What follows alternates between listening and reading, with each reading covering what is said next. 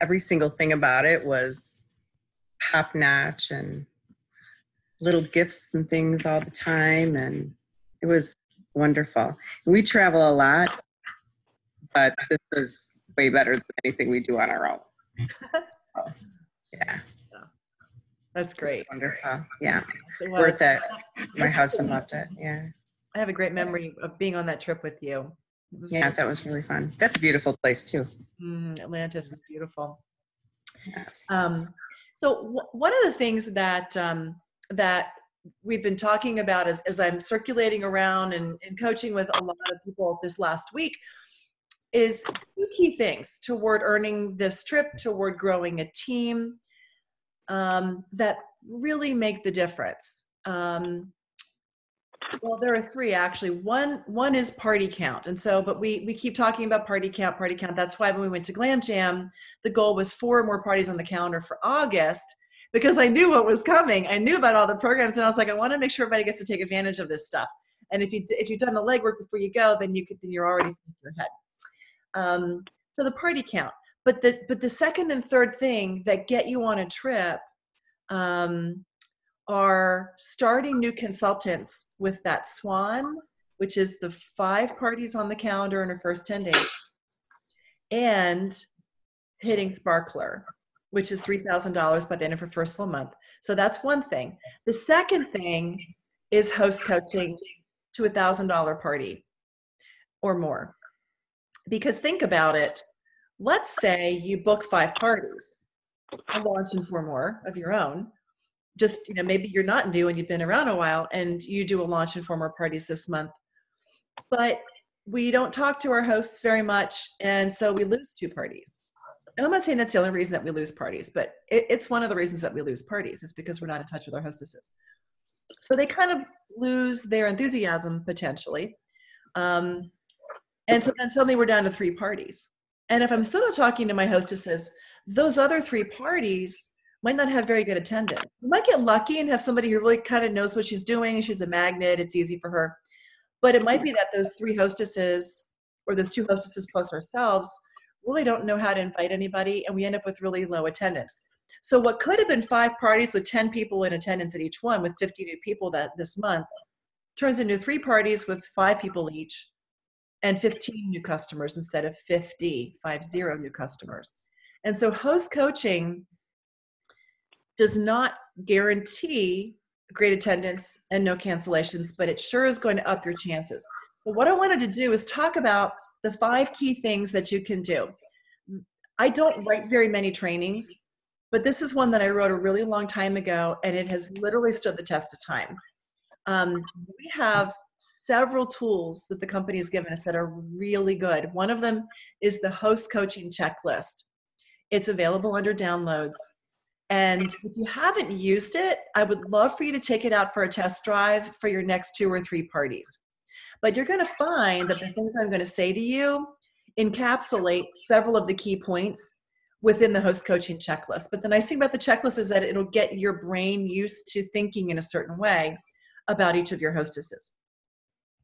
The second thing that the company gives us are the prompts that have to do with each one of your parties, and they're all on your calendar. And so if you follow what the prompts are in your back office under marketing and management and your calendar, you'll see what you're supposed to be doing each day for each of your hostesses. You can follow that. If you love every jot and tittle and you're a reader and you love to just follow the steps, you're going to love that part of the system. But what I want to do is give you 5 key things that I think really make a difference. Okay, I have them on my screen, except you can't see them, but now I can't find them on my screen anywhere. Because that's apparently how I roll tonight. Okay,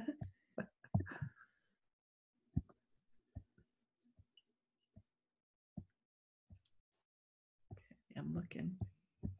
So the first one has to do with focusing your hostess on the concept of the $1,000 party.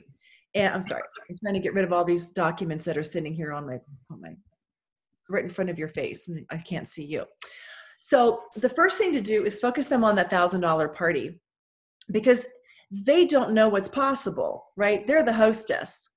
And unless we say to them, hey, let's hit a target. I like for my hostesses to focus on $1,000 party because that's where you can max out the host rewards program, right? Well, what hostess doesn't want to max out anything, right? We all want to max out everything.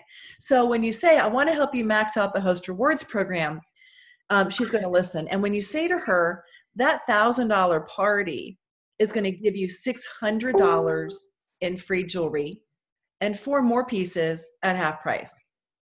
So I wonder if you can pick out $600 that you really love, because that's basically what you're going to get for free.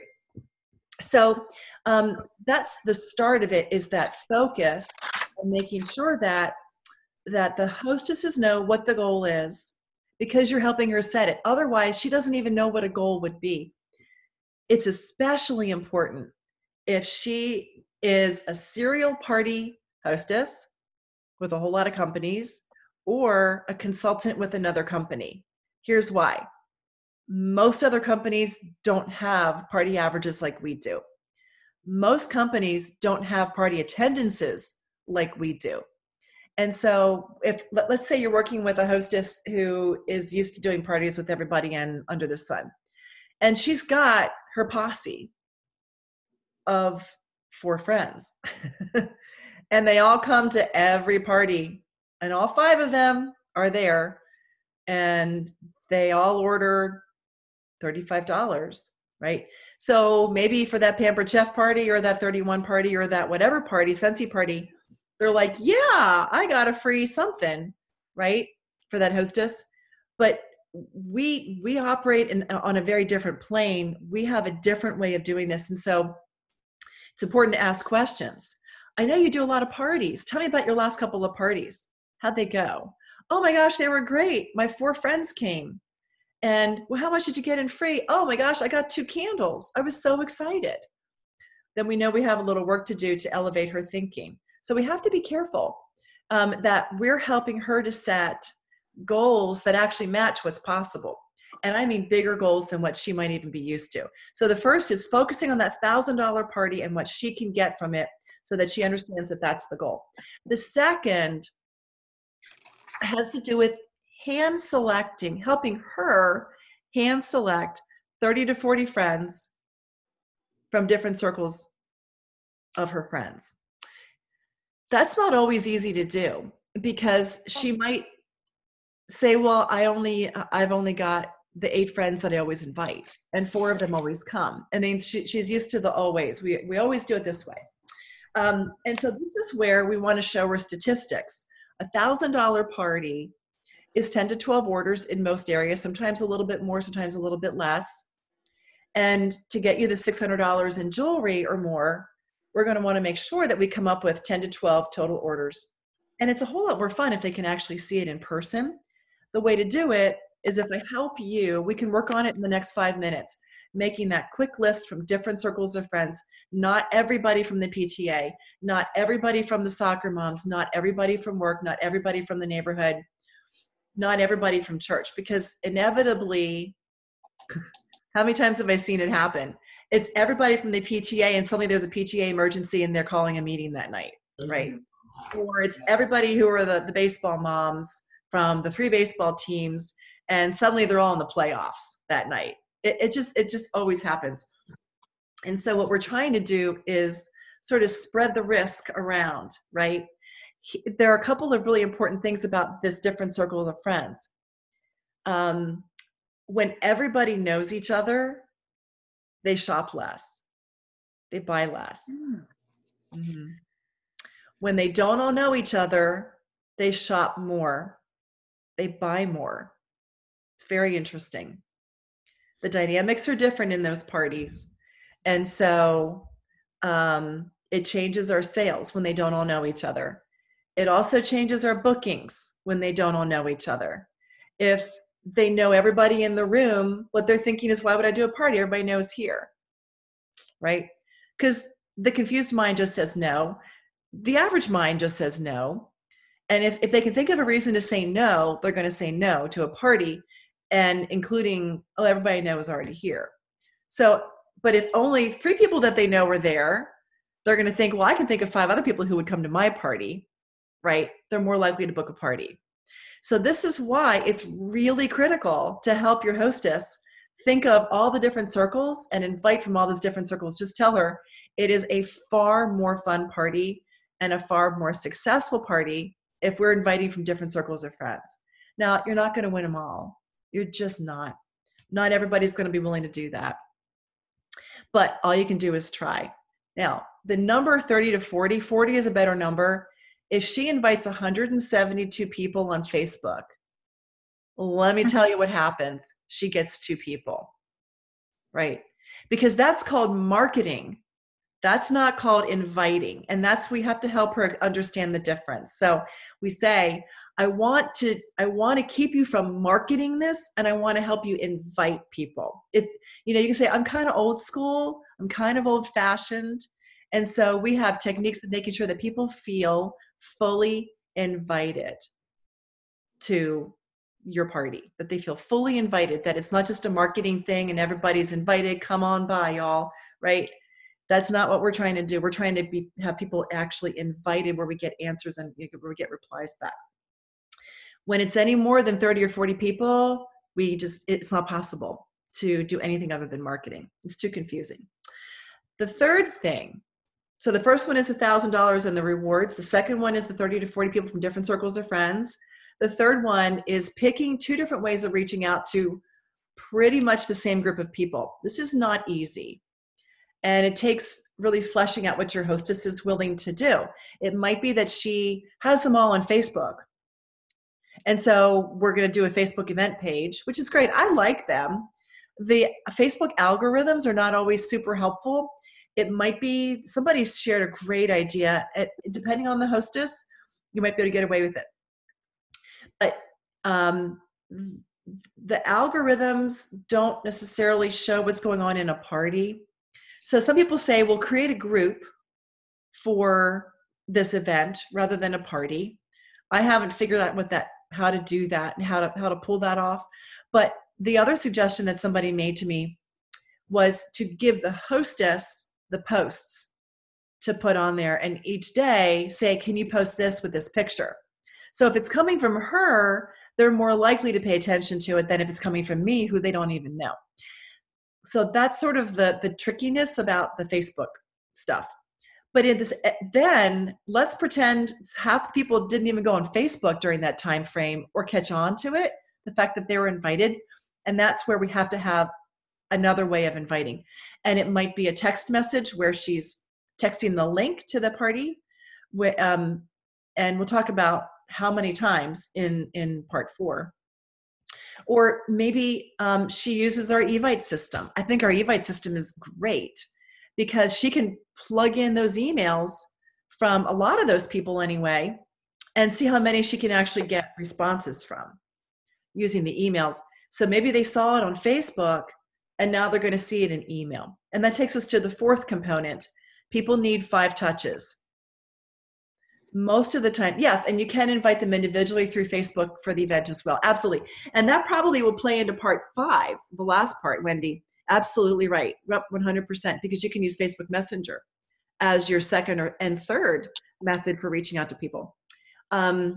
People need 5 touches. Let's pretend we send an email to the 30 people or 40 people. It's unusual to have that many email addresses, but some people do.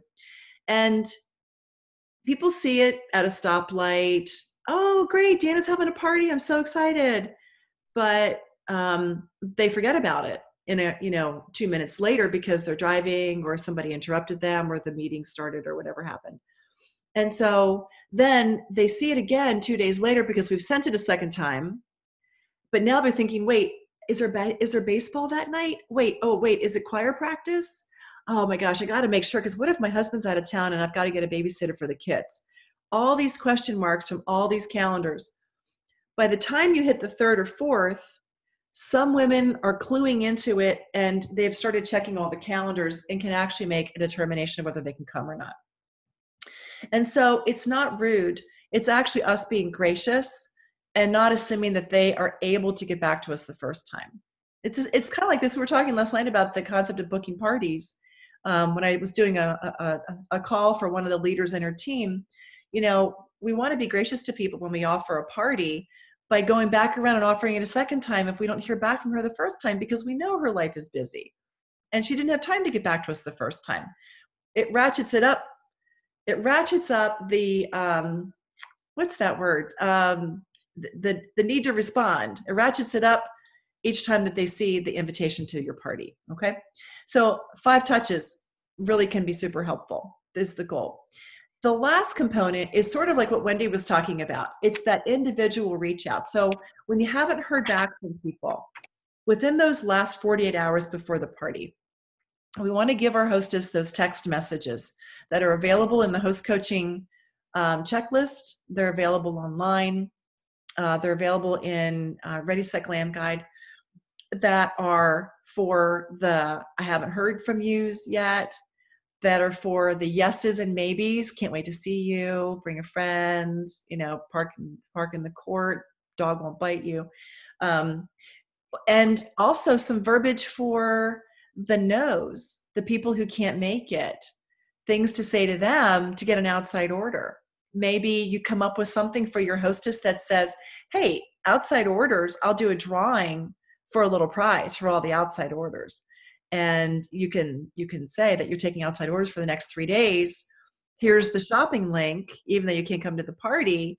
And Betsey's giving a prize to one of the outside orders for participating. So those are the 5 key things. I have seen parties go from 3 yeses to 10 in 48 hours flat, because of those last minute reach outs. And I've had people say to me, well, it's just rude. If people haven't responded to you, then we should just write them off. Again, it goes back to being gracious and understanding where people are. Maybe they didn't know if the basketball game was going to be rescheduled for that night. And maybe they didn't know if their husband was going to have to work late. Or they didn't know if they were going to have a meeting themselves that night. Oh, but wait, it got canceled, it got moved. So much happens on the fly today, but sometimes they're available at the last minute. And we want to say, hey, if you're available at the last minute, just come. Because a lot of times they are, but people are polite and they don't want to be pushed away into where they're not welcome. And there's that sense of, oh, I didn't RSVP, I really shouldn't go, because they want to be polite. We want them to know that they are completely welcome, even at the last minute, because we understand that sometimes that's when decisions get made. So those are the key things, and it's all about psychology. It's really kind of funny. It all boils down to psychology. And when we can understand the psychology of it and the idea of being gracious to people, especially in the RSVP process, it really makes a huge difference in the attendance. Here's what's critical. When we have higher attendance, we have happier hostesses, higher sales, more parties booked for the future for us, more BFF coupons for that hostess, and more possible consultants that we get to meet that night. Hostess coaching literally drives our businesses in a way that nothing else does. And so hopefully this gave you some key takeaways, even if it's just 1 or 2 things that you want to do differently or give a try this week as your hostess coaching. So let me open it up real fast to your ahas. I'm interested to hear, was there anything in particular that maybe you have done and want to try differently, or something that you really love the sound of? Betsy, I want to jump in because one of the things that you talked about was inviting people from your different circles. And I just wanted to elaborate on that because I had a girlfriend that started doing a Christmas luncheon. And because she had so many different circles of friends, she wanted to bring them all together. And it was like an honor to be a part of that. Right. So I'm thinking about like how to leverage that from this type of party as well. It's like, it really is an honor to meet your friends, other friends from other circles. Right. And so to even just like let people know, like it's not going to be the same people that you've known in the same circles. Like you're welcome. You know what I mean? I don't know. I'm just thinking about how to leverage that because it was wonderful to meet her other friends. Oh, that's so sweet. To your point too, I think when we can help them elevate it as an experience with a fun theme you know, it does make it more of an event. It does make it more of a memorable thing that people talk about afterwards. Mm-hmm. That's great. Thanks, Dana. I love that. Who else? Ahas. For me, it's the 5 touches, because we do the same thing at work. It takes my boss always says it takes 7 times for somebody to get the message. Wow. And I communicate. That's what I do for a living. So and it really does. I mean, for them to really understand the importance of something. So that's dead on. So yeah. Neat. Love it. I have an aha from this. When you said that, which I've seen, I guess I'd never really thought about it, but when you said that people who know each other, and they're all in the same group, they tend to buy less, and people who don't know each other tend to buy more and maybe book more parties.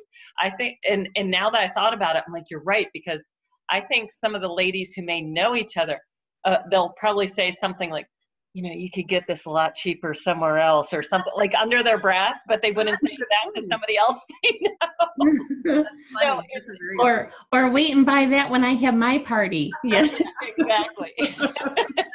So, yeah, but I think that's kind of cool. I like that thought. So that of course goes to back to the whole point of inviting people from all different areas. So I like that. Good point. Yeah, and I wanted to jump in on what Kimberly said and what you were saying about the different touches, because I've noticed too, like there's different personalities that people have, right? And it's like it's kind of, you're either one that you reach out to your friends, right, to schedule something to get together, and you're a counter, right? Like how many times have I reached out to them and how many times have they reached back out, right? But we all have those people that, and I'm one of them, where it's just like, it's not rude. It's not because you don't care. It's you just, like you said, you get distracted. You saw the email come in or the text message come in, and you think about it right then, and you're like, yeah, I really want to do that. And then it's off your mind. And so, yeah, I mean, some people find it rude, but it's also just kind of a personality thing for a lot of people too, I think. So to not take it personally and just keep reaching out, I think is a really good thing. I love that. Yep. Well said. Who else? To that point, what I do is, unless I hear a no from someone and they haven't responded, I consider them a yes and waiting. So they just haven't told me yes yet. Ooh, I like that. I really like that. Huh. So can I ask just, so 5 times is more than I usually do. So what's some different verbiage? Because I will say, you must be crazy busy like me, just checking back with you to see, but I can't say that 5 times. So some other verbiage people use, like on the 3rd, when you get to that 4th or 5th message. Right. I don't think I would send 5 messages. I think I would leave them as standalones. What? Say that again. Over time. I don't think I would send like a message like, are you coming? Are you coming? Are you coming? I would No. Yeah. But probably just within the 24 to 48 hours before the party, I would do that personal message just once. And even if it's just like I hope you can make it. Yeah. What do you think? Like, yeah. I mean, I don't think you have to have like a qualifier of, I know you're busy. Like, just get rid of the qualifier. Yeah. And just, yeah. You could do even like a teaser photo, like, a sneak peek of what they might be missing. Yeah. Something like that, and just kind of flash it, and then maybe with the link or something in case they can't make it, but just little things so it's not the same verbiage over and over. I like that. That's a really good idea. Yeah, I like that. Wendy, could you tell I was going to? I know your body language too well. You know me too well. All the way from Jupiter, Florida. I know your body language. Well, I was thinking about the Facebook event, Mm-hmm. the way that we set up the events on top of the invitation. And I just had a total bust the other day, so I'm trust me, I'm not happy with the way everything went down. I got like one sale. We're going to try it again, but when you have somebody and you do a Facebook event, you have to make sure that the hostess actually understands Facebook and how to use it. Yeah, that's a really good point. That really helps, because don't just tell me the day before that you're too busy and you invited X number of people, but it shows me you've invited 2. I'm like, so I have an event coming up this coming Sunday, and we've been doing Facebook. We did a Facebook event, and what I do is, like, I went in and posted, I'll go to Touchstone and I'll pull up a video and I'll post a video and say, so excited to share this with y'all. And then the hostess will come back with either an emoji or a GIF or something like I can't wait to see it in person, or Okay. "Hey, I've already seen this. This is so cool." And when you start getting engagement back from the hostess, then her friends will start chiming in. Okay. So it's a good way to generate engagement as long as they know how to use Facebook. So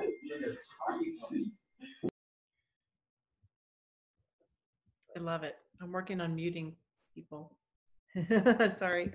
I apologize. That was partly from my house. Oh, it was your So I house. muted really quick. That was, yes. It was your house. I was like, Yeah, who am I that going to was do? my husband, and yeah, they're playing with the dogs, and John, to be quiet.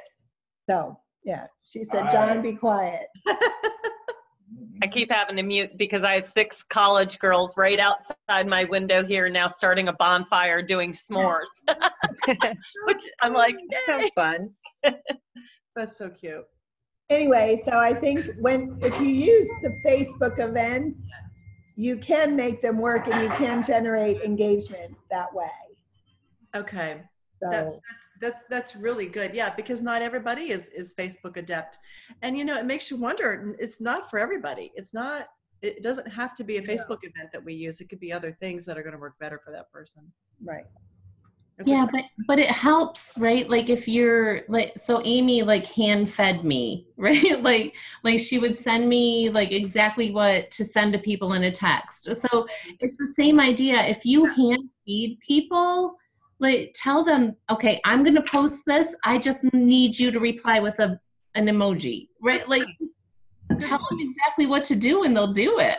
Good point. Dana, that's a really great point. Yeah.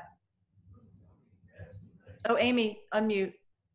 Yeah, I have it down because actually Lori started me with that, and you know, here's some text, and a lot of it's in the Ready Set Glam guide, but you know, the verbiage, and but I think it's good, like, you know, you send out the initial invite with, you know, saying, hey, girlfriend or whatever, you know, would love to have you come to this. I'm doing anyway. But then after that, once they start getting replies, you have specific replies, whether they're a yes, a no, haven't responded, all of that. And then, and you can, I mean, I send it out and I send it to my host via email and via text so they can easily copy and paste it without having to retype it, because that I think is kind of a pain to retype it. I just want to change out the name when I just copy paste and change out the name. Sure. And then on the day of, or either the night before or the day of the event, send the final text, which is, you know, hey, hope you can, you know, hope you come tonight. Please feel free to bring a friend and come jewelry naked. And, you know, that way they can encourage. It gives them the reminder, because even though a lot of people, you know, they can forget even the 2 days before, even though they already said yes. So it's good to send that reminder. That's a really good point. And that could be, you know, and at this point, you've probably touched each person at least 3 times. and then maybe post it on Facebook too, or something like that too. So. Lori, I get the sense that your team is doing a really good job with host coaching. What would you say your party averages are in your team? I've not looked. I should probably know this, shouldn't I?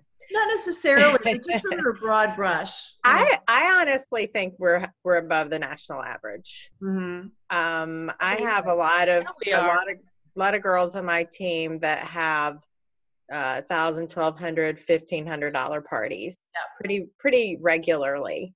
Yeah. So not every party is going to be that, but I would say that there are more of those than there are smaller amounts of sales. Okay. And I think it's sticking with that host coaching checklist. Yeah. I will say, and I'm actually glad to hear a lot of you guys are doing Facebook. I kind of have mixed feelings about Facebook. Some of my highest sales for my parties have not necessarily been Facebook, have not had a Facebook component, because what it does is it encourages I think hostesses get a false sense that to your point, they have invited people just when they've invited them via Facebook. And that's not the case. They think that, oh yeah, I invited, 100 people, but yet they've not messaged a single person. And we know that's where the connection happens, when people feel like, oh, she really does want me to come, and not, her 500 Facebook friends. So, I might be missing the boat a little bit with Facebook, but I kind of don't offer it up that much anymore unless someone mentions it to me. And then I will do one if they want to do it that way, but I don't push Facebook myself. Mm-hmm. You made some. I actually have to say I don't do that either. I will use it as an event to kind of have people show up if I'm doing something. And I find that when I'm asking people to host, like my last party I just did not this last Sunday, but Sunday before, she did a Facebook event, but she said, don't pay attention to that. I have so many of my neighbors and that I have a lot of people coming. I was like, all right, sweet. And she did, because she didn't do anything. It was just Facebook, especially if they're not on Facebook.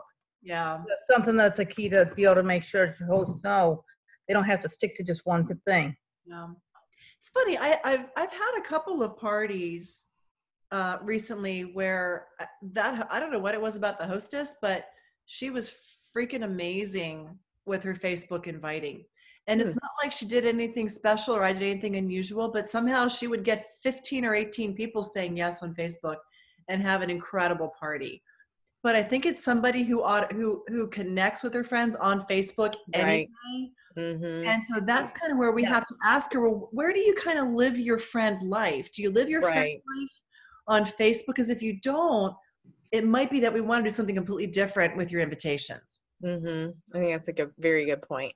Because how do they like to communicate with their friends? Yeah, and one other thing that I had one host do, because we're talking so much about Facebook, texting, emailing, all of that, but I actually had somebody ask me for the little postcard invites.